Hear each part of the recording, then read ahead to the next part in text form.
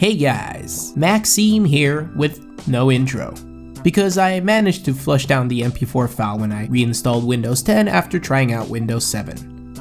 RIP. A new update has arrived, with some juicy changes coming straight from the beta update, along with some other stuff none of us expected to see. Like always, I'll go through the changes and what they mean. So we have an update on how the bomb works, or rather how long you can defuse before the bomb explodes. In theory, this will allow a player to defuse the bomb with 0.000 seconds left. It's probably added to prevent weird type of scenarios during the London Major or future events.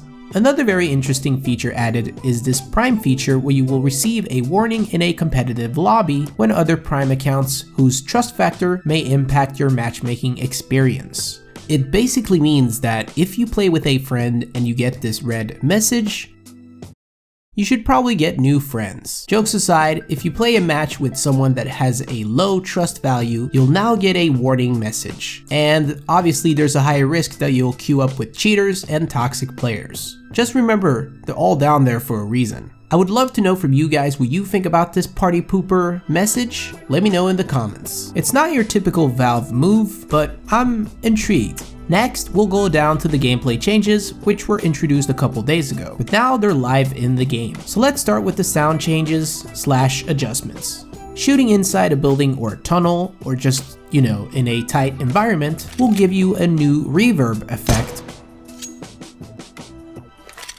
which is very familiar to us in real life when you're inside a tunnel and you start screaming like a monkey just to hear your beautiful voice.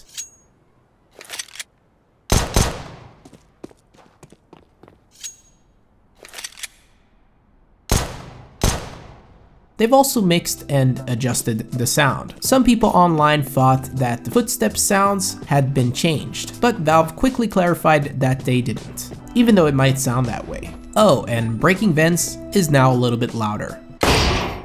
Speaking of breaking, this was the first thing in the beta update that really caught my attention. They've added a new hitbox type for necks. To summarize what it means, it's easier now to get headshots when you shoot someone from behind. It works in the way that if your bullet goes through the neck and then to the head, it will now count as a headshot. I mean, if you've played this game, you should know exactly how frustrating it is, especially on deathmatch servers. I've even seen matches where pros are struggling sometimes to get headshots from behind, so this change will be very interesting to see in action and how it will affect gameplay. Another part of the update was to fix the use key so it's less buggy. There are moments when you're trying to pick up a gun right after picking up another gun, and sometimes it doesn't work as intended. This should fix that issue, or whatever the issue was. I'm not sure actually. Now let's go through the map changes, starting with Nuke. They've optimized the map for us who love our low settings in game, which means we can finally enjoy Nuke at a higher frame rate. They've added this to A-Site, which is actually a big deal. All the changes from the Wingman version of Nuke have been added to the official version of Nuke, which was also a big surprise to me, because now the vents are totally different. There's no way of accessing the site through vents anymore. You would have to go through the doors or a window. Toxic has been removed. This change I actually like, and these boxes have been pushed back. Oh, and it's easier to see enemies here. I feel like the Nuke changes makes the map more simple for beginners. Anyway, on Overpass they finally removed the train.